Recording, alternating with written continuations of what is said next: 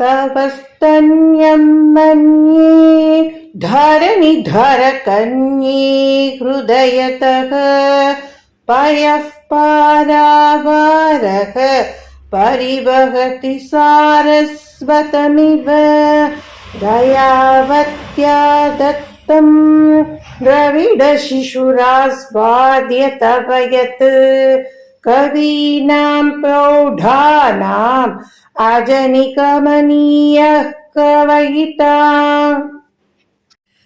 அம்மா, உன் தனங்களிலிருந்து பெருகும் பால் இதயத்திலிருந்து பெருகும் பார்க்கடல்.